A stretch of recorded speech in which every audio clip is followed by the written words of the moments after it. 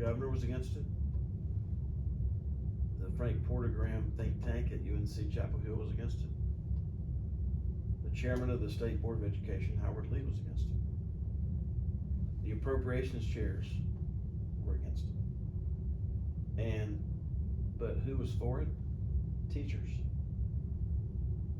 Teachers can tell without a computer, without any documentation.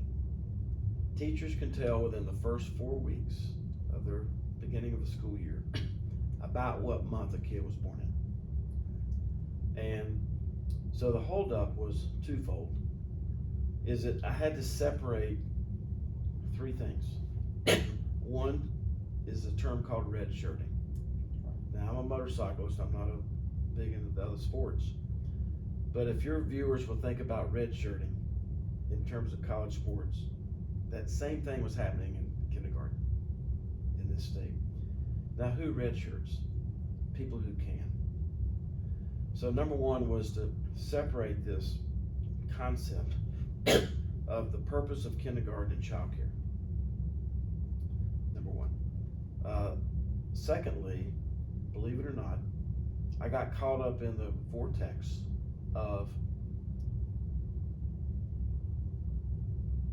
people confusing what I was trying to do with the calendar bill, which was a big battle between the coastal part of the state in terms of tourism. So you're talking about the vacation starting at the end of the right. August.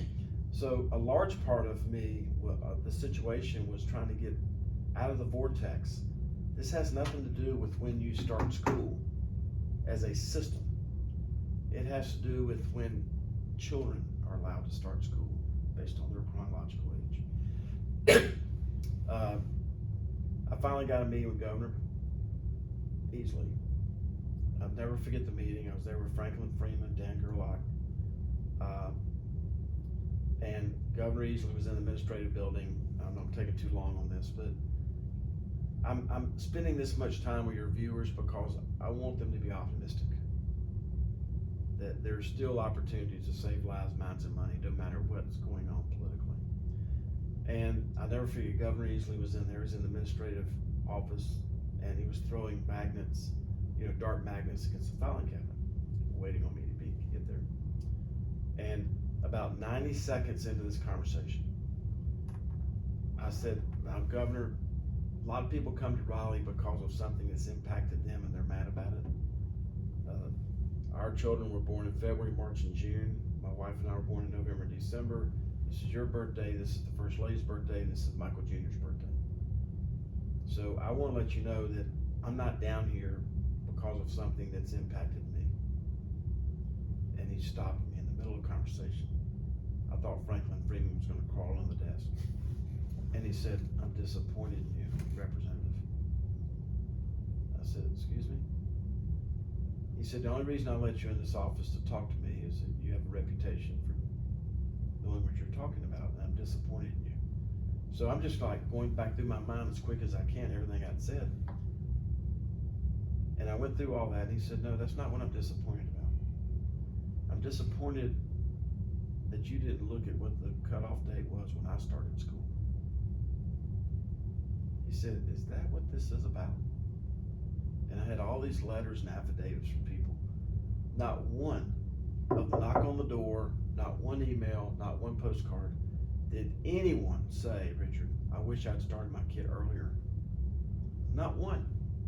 They were all tragic stories about putting kids at a competitive disadvantage.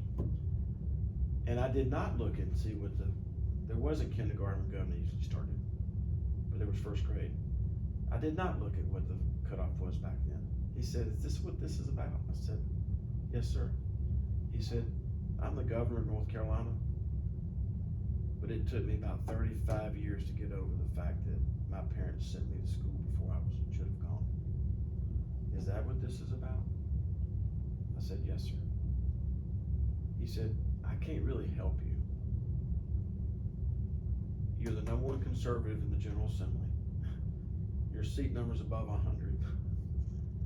You didn't vote for the Speaker of the House. You got all these people that I rely on who are against you. What do you expect me to do?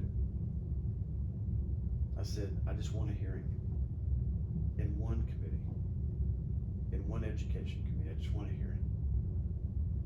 And I don't know exactly what it did, but I got my hearing. And when I got that hearing, that's when NCAE and the teachers showed up and started giving these unbelievable stories about the disadvantage we were putting kids at with public by sending them before they were ready to go.